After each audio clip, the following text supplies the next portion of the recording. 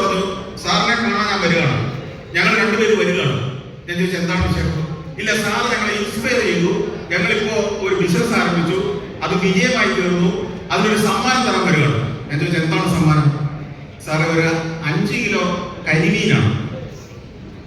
5 kilo കരിമീൻ സമ്മാനമായിട്ട് കൊണ്ടുവരുന്ന ആദ്യത്തെ ഒരു കഥയാണ്. ഞാൻ പറഞ്ഞു ഇപ്പൊ ഏതെങ്കിലും കൊണ്ടുവരേണ്ടത് ഈ ഒരു കുറച്ചു കാലം മുമ്പാ ഞങ്ങള് ഈ എന്താണ് ഞാൻ സാമ്പ നിഷേധിയാണെന്നൊക്കെ ആളുകൾ പറയാറുണ്ടെങ്കിലും ഞാൻ അങ്ങനെയൊന്നുമല്ല. ഞാൻ 50 നോയമ്പ് കൃത്യമായിട്ട് എടുത്തുകൊണ്ടിരിക്കുന്ന ഒരാളായിരുന്നു. ആ സമയത്താണ് ഈ മീൻ കൊണ്ടുവരുന്നത്. ഞാൻ ഞങ്ങളുടെ വീട്ടിലാരും ഈ സമയത്ത് മീൻ കൂട്ടാറില്ല, അതുകൊണ്ട് ഇപ്പൊ വേണ്ട, പിന്നെ നമുക്ക് കാണാം. എന്താണെന്നറിയാമോ, എഞ്ചിനീയറിംഗ് കോളേജിൽ പഠിക്കുന്ന കുട്ടികള്, ഞാൻ ഏതോ ഒരു കാര്യം എവിടെയോ പറഞ്ഞത് സോഷ്യൽ മീഡിയയിലൂടെ കേട്ട് അവര് പഠനത്തിനിടയിൽ ഒരു ബിസിനസ് ആരംഭിച്ചു. ആലപ്പുഴയിൽ നിന്ന് മീൻ വാങ്ങി ഈ കിഴക്കൻ പ്രദേശത്ത് എവിടെയോ കൊണ്ടുപോയി വിൽക്കുന്ന ഒരു സംരംഭം ആരംഭിച്ചു. അത് വലിയ വിജയമായി മാറി. ഇനി എഞ്ചിനീയറിംഗ് പഠനം മുന്നോട്ട് പോകണോ മീൻ കച്ചവടം മുന്നോട്ട് പോകണോ എന്നുള്ള സംശയം മാത്രമേ ഓർക്കുള്ളൂ. വൻ വിജയമായി മാറി. അവസാനം അവര് ഒരു ആഘോഷം സംഘടിപ്പിക്കാൻ തീരുമാനിച്ചപ്പോൾ ആദ്യം തീരുമാനിച്ചു സന്തോഷോർജുകളെ കഴിക്കാൻ 5 കിലോ മീൻ കൊടുത്തിട്ട് തന്നെ ബാക്കി കഴിഞ്ഞു. അപ്പൊ ഞാൻ പറഞ്ഞത്, നിങ്ങൾ കരുതുന്നൊന്നുമല്ല ജീവിതത്തിൽ വിജയം നേടുന്ന സംരംഭങ്ങള്. ഫ്രഷ് ടു ഹോം എന്ന് പറയുന്ന ഒരു സംരംഭത്തെ കുറിച്ച് നിങ്ങൾ കേട്ടിട്ടുണ്ടോ? ഓൺലൈനായിട്ട് അല്ലേ? ഫ്രഷ് ടു ഹോം, മാംസവും മത്സ്യവും ഒക്കെ വീട്ടിലെത്തിക്കുന്ന മീൻ കച്ചവടമാണ്. ഇന്ന് അവരുടെ വാല്യൂ എത്രയെന്നറിയോ? മൂല്യം എത്രയാണ്? എത്രയായിരം കോടിയുടെ വാല്യൂആണ് അവർക്കൊന്നറിയോ? നമ്മൾ കരുതിയ പരമ്പരാഗത ചിന്തകളൊക്കെ ഉപേക്ഷിക്കുക. പ്രത്യേകിച്ച് മധ്യ തിരുവിതാംകൂറില് നമ്മൾ ഒന്നെങ്കിൽ ഗൾഫിൽ പോകണം, അല്ലെങ്കിൽ അമേരിക്കയിൽ പോകണം, അല്ലെങ്കിൽ യൂറോപ്പിൽ പോകണം എന്നുള്ള ചിന്ത മാത്രമേ ഉള്ളൂ. ഇവിടെ സാധ്യതകളുണ്ട്. സമൂഹത്തെയും നമ്മുടെ പശ്ചാത്തലത്തെയും കുറ്റം പറഞ്ഞ് എത്ര കാലം വേണം നമുക്ക് ജീവിക്കാം. നമ്മൾ മാറ്റങ്ങൾ നടത്തുന്നവരായി മുന്നോട്ട് വരും. ഈ സമൂഹത്തിൽ തന്നെയല്ലേ നമ്മുടെ എത്രയോ സംരംഭങ്ങൾ വളർന്നു വരുന്നത്. നിങ്ങൾ ആ വടക്കൻ കേരളത്തിലേക്ക് ചെല്ലൂ, എത്രയെത്ര സംരംഭങ്ങളാണ് വളർന്നതെന്ന് നോക്കൂ. കോഴിക്കോട് ജില്ലയിലും മലപ്പുറം ജില്ലയിലും ഒക്കെ പുതിയ പുതിയ നിരവധി സംരംഭങ്ങൾ. അതെനിക്കറിയാവുന്നത് ആഴ്ചയിൽ 3 ഇൻവിറ്റേഷനൊക്കെ എനിക്ക് വരും. സാർ ഞങ്ങളൊരു പുതിയ സ്റ്റാർട്ടപ്പ് ആരംഭിച്ചു, ചെറുപ്പക്കാരാണ് നെടുമിടക്കന്മാര്, ഞങ്ങൾ ഇനിയൊരു പുതിയൊരു സംരംഭം ആരംഭിച്ചു, സാർ നമുക്ക് ഉദ്ഘാടനം ചെയ്ത് തരണം. ഒരു 3-4 ഇൻവിറ്റേഷനൊക്കെ എനിക്ക് എല്ലാ ദിവസവും വരാറുണ്ട്. തെക്കൻ കേരളത്തിൽ നിന്ന് ഒറ്റ എണ്ണം വരാറില്ല. തൃശ്ശൂരിന് വടക്കോട്ട് കേരളത്തിൽ വിപ്ലവങ്ങൾ നടക്കുന്നുണ്ട്, നിങ്ങൾ അറിയാതെ പോകുന്നതാണ്. അവരെല്ലാം ഈ തിരുവിതാംകൂറിൽ കടൽ കിടക്കുന്നവർ ഓടി ഒളിക്കുകയല്ല, വല്ലവന്റെ അടിമയായിട്ട് ജീവിതം ഭോഗിച്ചു നിർത്താൻ വേണ്ടി ഓടി ഒളിക്കുകയല്ല, സ്വന്തം സംരംഭങ്ങൾ ഉണ്ടാക്കി ഈ കേരളത്തിൽ നെഞ്ചു വീഴ്ത്തുന്ന സംരംഭകരായി ഈ നാടിന്റെ നേതാക്കന്മാരായി മാറാൻ ശ്രമിച്ചുകൊണ്ടിരിക്കുക. അവരെ അപ്രീഷിയേറ്റ് ചെയ്യണം. കേരളത്തിനകത്ത് പോലും നടക്കുന്ന ഈ മാറ്റങ്ങൾ നമ്മൾ തിരിച്ചറിയണം. യെസ്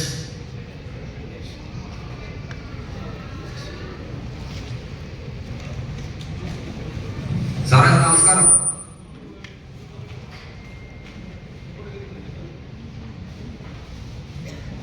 നമസ്കാരം, എൻ്റെ പേര് രജി.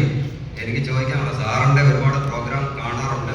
അതുപോലെ തന്നെ പല നാടുകളിലെ വിദ്യാഭ്യാസ രീതികൾ സാർ ഒരു അറിവുള്ള വ്യക്തിയാണ്. അപ്പം നമ്മുടെ ഈ കേരള സമൂഹത്തിൽ ഇപ്പോൾ കാണുന്ന ഒരു ഇതെന്ന് പറഞ്ഞു കഴിഞ്ഞാൽ മാതാപിതാക്കൾ തമ്മിലാണ് കോമ്പറ്റീഷൻ. A+ന് വേണ്ടിയിട്ട് കുട്ടികളെ തയ്യാറാക്കുക, അവർക്ക് അമിത ഭാരം, അതായത് കുട്ടികൾ വളരെയേറെ സ്ട്രെസ് അനുഭവിക്കുന്നുണ്ട്. കാര്യം മാതാപിതാക്കളാണ് അവർക്ക് ആവശ്യമില്ലാത്ത ഒരുപാട് ഭാരങ്ങൾ A+ന് വേണ്ടിയിട്ട് തയ്യാറാക്കുന്നുണ്ട്. അപ്പം നമ്മുടെ കുട്ടികൾക്ക് ഇപ്പം ജപ്പാനിലൊക്കെ കാണുന്നുണ്ട്, ഒരു 5 വയസ്സ് വരെയൊക്കെ ക്ലാസ്സിൽ അധികം പുസ്തകങ്ങളൊന്നും കൊണ്ടുപോകുന്നില്ല. അതുപോലെ തന്നെ ബാക്കിയുള്ള കാര്യങ്ങളെക്കുറിച്ച് സോഷ്യൽ എക്സ്പെരിമെൻ്റാണ് അവർ കൂടുതൽ ചെയ്യുന്നത്. അപ്പം നമുക്ക് പൊതുസമൂഹത്തിനോട്, നമ്മുടെ മാതാപിതാക്കളോട് നമുക്കിതിന് കുട്ടികളെ നല്ലൊരു തലമുറയെ വാർത്തെടുക്കാൻ വേണ്ടി സാറിന് അവർക്ക് കൊടുക്കാനുള്ള ഒരു മെസ്സേജ് എന്താണെന്നൊന്നും പറഞ്ഞു. മാതാപിതാക്കൾ ഇതുവരെ തെളിവിളിച്ച് തുടങ്ങിയിട്ടില്ല. നീ കുറേ അവരുടെ കൂടെ ഞാൻ പറഞ്ഞല്ലേ. അല്ല സാറിന്റെ എന്റെ ചില നിരീക്ഷണങ്ങള്, എന്റെ യാത്രകളിലൂടെ ഞാൻ പഠിച്ച ചില കാര്യങ്ങൾ പറയുമ്പോൾ പോലും അത് ആ നാട്ടിലെ സാഹചര്യം എന്താണെന്ന് തുടർന്ന് പഠിച്ചിട്ട് വിമർശിക്കുമ്പോൾ അതിനെ ഒരു ആധികാരികത വരും. ഇത് ആ നാട്ടിൽ ഞാൻ പറഞ്ഞത് സത്യമാണോ നുണയാണോ എന്ന് അറിയാത്ത ആളുകൾ എന്തെങ്കിലും കമന്റ് ചെയ്യട്ടെ എന്ന് വിചാരിച്ച് വിമർശിക്കുന്ന ആളുകൾ. അപ്പൊ അതുകൊണ്ട് തന്നെ ഇത്തരം കാര്യങ്ങളിൽ നമ്മൾ വളരെ സൂക്ഷിച്ചു വേണം. മാതാപിതാക്കൾക്ക് മക്കളെ കുറിച്ച് വലിയ സ്വപ്നങ്ങളാണ്. ഈ സ്വപ്നങ്ങൾ പലതും നമുക്കറിയാം. എനിക്ക് കഴിയാതെ പോയത് എൻ്റെ മകനിലൂടെ അല്ലെ മകളിലൂടെ സാധ്യമാണെന്നുള്ള സ്വപ്നമാണ്. ഈ എൻ്റെ ചിന്താഗതിയോ എൻ്റെ ആഗ്രഹങ്ങളോ കഴിവുകളൊന്നുമല്ല എൻ്റെ മകന് ലഭിച്ചിട്ടുണ്ടാവുക അല്ലെങ്കിൽ മകൾക്ക് ലഭിച്ചിട്ടുണ്ടാവുക എന്നുള്ളത് ആദ്യം തിരിച്ചറിയാന്നുള്ളതാണ്. അത് വ്യത്യസ്തയായ ഒരു മനുഷ്യ ജീവിയാണ്.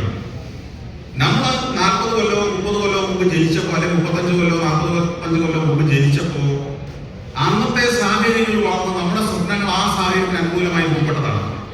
ഈ IT യുഗത്തിൽ മൊബൈൽ ഫോണിൽ കൈ പിടിച്ചുകൊണ്ട് അല്ലെങ്കിൽ ലോകത്ത് നടക്കുന്ന എന്തിനെ കുറിച്ച് എപ്പോഴും വിവരം ലഭിക്കുന്ന ഒരു ലോകത്ത് ജീവിക്കുന്ന കുട്ടികളോട് ഇതൊന്നുമില്ലാത്ത ഒരു കാലത്ത് മണലിലായി എഴുതി പഠിച്ച ഒരു കാലത്തെ നമ്മുടെ വീക്ഷണം അടിച്ചേൽപ്പിക്കാൻ പോകുന്നതാണ് ഇവരുടെ ജീവിതം മുറികളാക്കുന്നതിന്റെ ഒരു പ്രധാന കാരണം. അവരുടെ സ്വപ്നത്തിനൊത്ത് നമ്മൾ കുറച്ച് നാൾ ജീവിച്ചാൽ, അവരോട് മനസ്സോർന്ന് സംസാരിച്ചാൽ, അവർ നമ്മുടെ മുമ്പിൽ മറയില്ലാതെ പെരുമാറാൻ തുടങ്ങി കഴിഞ്ഞാൽ അവരുടെ ആഗ്രഹങ്ങൾ സ്വപ്നങ്ങൾ എന്താണെന്ന് നമുക്ക് തിരിച്ചറിയാൻ പറ്റില്ലേ? അത് അവിടെ അവരെ എത്തിക്കുന്ന ഒരു റോക്കറ്റിന്റെ ജോലിയെ നമുക്കുള്ളൂ. ബഹിരാകാശ വാഹനം 2 ഭാഗം ചേർന്നതാണ്. ഒന്ന് സ്പേസ് ക്രാഫ്റ്റ്, ഒന്ന് റോക്കറ്റുമാണ്. സ്പേസിൽ കറങ്ങുന്ന സാധനമാണ് സ്പേസ് ക്രാഫ്റ്റ്. അടി തീ കത്തിച്ചക്കപ്പെടുന്ന സാധനം റോക്കറ്റ് എന്ന് പറയാ. ഈ റോക്കറ്റിന് ആകപ്പാട് ഒരു ജോലിയുള്ളൂ. എവിടെയാ? എന്താണെന്നറിയോ? ഈ ബഹിരാകാശം എന്ന് പറയുന്ന ഒരു 100, 150 അല്ലെങ്കിൽ 200 കിലോമീറ്റർ ഉയരത്തിൽ ഗ്രാവിറ്റി ഏറ്റവും കുറഞ്ഞ ഭൂമിയുടെ ആകർഷണത്തിന് പുറത്തുള്ള ഒരു സ്ഥലത്ത് ഈ ബഹിരാകാശ വാഹനത്തെ എത്തിക്കുന്ന ജോലി മാത്രമേ റോക്കറ്റിനുള്ളൂ. അവിടെ വരെ എത്തുമ്പോഴത്തേക്ക് ഇതിന് കത്തിക്കരിഞ്ഞ് പതിഞ്ഞ് കടലിൽ വീടിരിക്കും. നിങ്ങൾ മാതാപിതാക്കള്, ഞാൻ ഉൾപ്പെടുന്ന മാതാപിതാക്കള് ഈ റോക്കറ്റിന്റെ ജോലി മാത്രമേ ഉള്ളൂ എന്ന് ആദ്യം തിരിച്ചറിയണം. ഇവന്റെ കൂടെ ബഹിരാകാശത്തിലൂടെ കറങ്ങിക്കളയാമെന്ന് വിചാരിച്ച് ബഹിരാകാശ വാഹനമല്ല നമ്മൾ. ബഹിരാകാശ വാഹനം ഈ പ്രപഞ്ചത്തിലൂടെ സഞ്ചരിക്കേണ്ട അനന്തതയിലേക്ക് യാത്ര ചെയ്യേണ്ട ബഹിരാകാശ വാഹനങ്ങളാണ് നിങ്ങളുടെ മക്കൾ. ഈ ബഹിരാകാശ വാഹനത്തിന്റെ മൂട്ടിൽ അപ്പോഴും ഈ റോക്കറ്റ് അള്ളിപ്പിടിച്ച് കിടന്നാൽ ഇവരുടെ യാത്ര തീരും, അവരും കത്തി ഭൂമിയിലേക്ക് വീഴുകയുള്ളൂ. ഇത് തിരിച്ചറിയാൻ ഓരോ മാതാപിതാക്കൾക്കും കഴിയണം. നമ്മളൊരു ലോഞ്ച് വെഹിക്കിൾ മാത്രമാണ്. കുഞ്ഞുങ്ങളെ ബഹിരാകാശത്ത് എത്തിക്കാൻ വേണ്ടി ഇന്ധനം കത്തിക്കുന്ന ഒരു ലോഞ്ച് വെഹിക്കിൾ മാത്രമാണ് ഓരോ മാതാവും പിതാവും. ബഹിരാകാശത്ത് എത്തിച്ചു കൊടുത്താൽ, അല്ലെങ്കിൽ അവന്റെ ലക്ഷ്യസ്ഥാനത്തേക്ക് സൂര്യനെ അന്വേഷിച്ചു പോകുന്ന ഒരു ബഹിരാകാശ വാഹനമാണെങ്കിൽ, അല്ലെങ്കിൽ സൗരയൂഥത്തിനും അപ്പുറത്തേക്ക് പറന്നുപോകേണ്ട ഒരു ബഹിരാകാശ വാഹനമാണെങ്കിൽ അവന്റെ മുന്നിൽ ഈ റോക്കറ്റിൽ പറ്റിപ്പിടിച്ച് കിടക്കരുത്, വിട്ടേക്കുക. അവന്റെ സ്വപ്നം എന്താണെന്ന് തിരിച്ചറിയുക. അതിനെ ജ്വലിപ്പിച്ചു നിർത്തുന്ന ജോലി മാത്രമേ നമുക്ക് തിരിച്ചറിയുക. ഇത് ചെയ്താൽ പല പ്രശ്നങ്ങളും തീരും. നമ്മുടെ കുട്ടികൾ ഭാവിയിൽ മിടുമിടുക്കരായി വരും. കുട്ടിക്ക് പല ആഗ്രഹങ്ങൾ കാണും. അപ്പൊ നമ്മുടെ നടക്കാതെ പോയ ആഗ്രഹങ്ങൾ അവരെ അടിച്ചേൽപ്പിക്കാൻ ശ്രമിക്കുമ്പോൾ വിപരീത ഫലം ചെയ്യുകയില്ല. കാര്യം കുട്ടികളുടെ ആഗ്രഹങ്ങൾ വളർക്കുക. അപ്പൊ അതിന് നമ്മൾ സപ്പോർട്ട് ചെയ്യുക. കുട്ടികളുടെ ആഗ്രഹങ്ങൾക്കുള്ള സാഹചര്യം ഒപ്പിച്ചു കൊടുക്കുകയാണ് നമ്മളുടെ കടമ.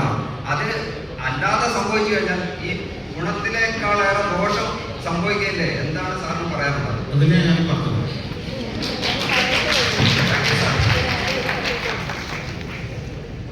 getting motivated. സാർ ഇത്ര ധൈര്യം വരുന്നത് ഇൻഷുറൻസ് ഉള്ളത് കൊണ്ടാണ്. ഈ തെറി കേൾക്കുക, തല്ലുകൊള്ളുക, ഇങ്ങനെയുള്ള കാര്യത്തിൽ ഇൻഷുറൻസ് കൊടുക്കും. അതൊക്കെ ഞാനൊരു മനസ്സിലെടുപ്പിച്ചേ.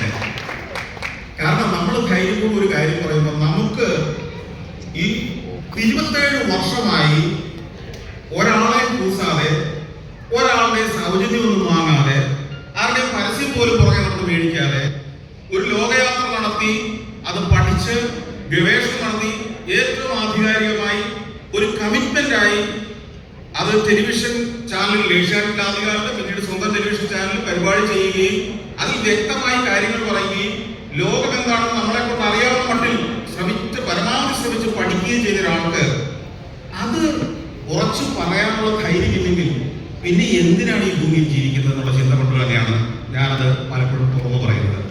അത് ഞാൻ 27 വർഷം മുമ്പ് സഞ്ചാരം തുടങ്ങുമ്പോൾ ഇങ്ങനെ പറയുമ്പോഴും വിമർശിച്ച ആളുകളുണ്ട്.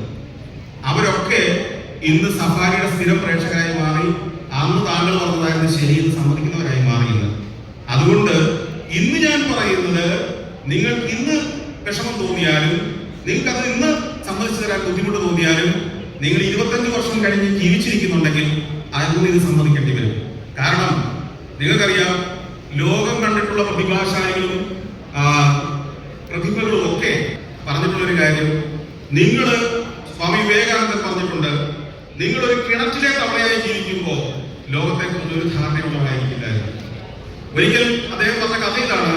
കിണറ്റിൽ താമസിക്കുന്ന ഒരു തവള ഉണ്ടായിരുന്നു. അവൻ അവിടുത്തെ കിണറ്റിലെ രാജാവായിരുന്നു.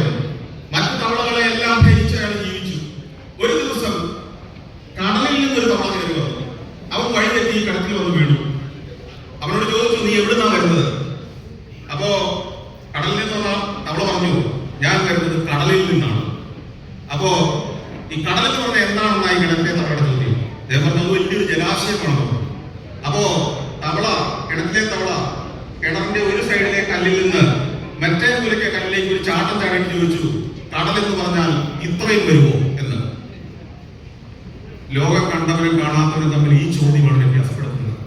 അപ്പൊ അതുകൊണ്ട് നമുക്ക് തർക്കിച്ചു കളയാൻ സമയമില്ല. ഞാൻ നടത്തുന്നത് സ്റ്റേറ്റ്മെന്റ്സ് ആണ്, ഡിബേറ്റ്സ് ആണ്. സ്റ്റേറ്റ്മെന്റ്സ് എന്ന് പറയുന്നത് വിഷ്വൽ സപ്പോർട്ടോടുകൂടി, ആധികാരികമായ രേഖകളോടുകൂടി, ചരിത്ര പശ്ചാത്തലത്തോടുകൂടി നമ്മൾ മുന്നോട്ട് വയ്ക്കുന്ന കാര്യമാണ്. ആ ചരിത്രം തെറ്റാണെങ്കിൽ, ആ വിഷ്വൽ തെറ്റാണെങ്കിൽ അത് വെച്ച് ചലഞ്ച് ചെയ്യണം. അത് വെച്ച് ചലഞ്ച് ചെയ്യണം. നിങ്ങൾ ഈ കാണിച്ച ദൃശ്യം തെറ്റാണ്, നിങ്ങൾ അമേരിക്കയിലെ എന്ന് പറഞ്ഞ് കാണിച്ചിരുന്ന ഈ ദൃശ്യം അമേരിക്കയിലേതല്ല എന്ന് നിങ്ങൾ ചലഞ്ച് ചെയ്യണം. നിങ്ങൾ അമേരിക്കയുടെ ചരിത്രം എന്ന് പറഞ്ഞിരിക്കുന്ന ചരിത്രം ഇതാണ് ആധികാരിക രേഖ, ഇത് തെറ്റാണെന്ന് ചലഞ്ച് ചെയ്യണം. അതാണ് വെല്ലുവിളി. അല്ലാതെ ഉത്തരം കൊണ്ടുള്ള തെറിവിളിക്കുന്നതല്ല വെല്ലുവിളി. അതിനെ നേരിടാൻ നമ്മുടെ കയ്യിൽ ആധികാരിക രേഖകളുണ്ടെങ്കിൽ, നിങ്ങൾ നേരിട്ട് കണ്ടതാണെങ്കിൽ നിങ്ങൾക്ക് ധൈര്യപൂർവ്വം പറയാൻ കഴിയും. നിങ്ങൾക്ക് ജ്ഞാനമുണ്ടെങ്കിൽ നിങ്ങൾക്ക് ധൈര്യപൂർവ്വം പറയാൻ കഴിയും. നിങ്ങൾക്കറിയാം ആരെയൊക്കെയാണ് ആദ്യകാലം മുതൽ പൂഷിച്ചിട്ടുള്ളത്? യാഥാർത്ഥ്യം വിളിച്ചു പറഞ്ഞവരെയാണ്. അതിന് നമ്മൾ കുറച്ച് തയ്യാറാവണം. പക്ഷെ കുറച്ച് കാലം കഴിയുമ്പോൾ അവരുടെ പിന്നാലെ 10,000 പോകുന്ന കാഴ്ച നമുക്ക് കാണാം. ഞാനിപ്പോൾ അനുഭവിക്കുകയാണ്. നിങ്ങൾ എന്നെ ഇവിടേക്ക് ക്ഷണിച്ചു വരുത്തിയെങ്കിൽ, ഇത്തരത്തിൽ 100 കണക്കിന് സ്റ്റേജുകളിലേക്ക് എന്നെ വിളിക്കുന്നുണ്ടെങ്കിൽ, ചെറുപ്പക്കാർ ഓരോരുത്തരും എന്നെ വിളിച്ച് സംസാരിക്കാൻ ആഗ്രഹിക്കുന്നുണ്ടെങ്കിൽ, ഈ പരിണാമം കേരളത്തിൽ ആരംഭിച്ചു കഴിഞ്ഞു ഞാൻ ഉറച്ചു വിശ്വസിക്കുന്നു. നമ്മുടെ നാട്ടിൽ ഇപ്പോഴും പഴയ ചില ആൾക്കാർ പറയുന്നുണ്ട്, കണ്ട നീ അങ്ങ് മാറി, കേട്ട ഞാൻ പറയാം. അതിന് സന്തോഷത്തോടെ കിട്ടില്ല എന്ന് മാത്രം പറഞ്ഞുകൊണ്ട് എല്ലാവർക്കും നന്ദി, നമസ്കാരം.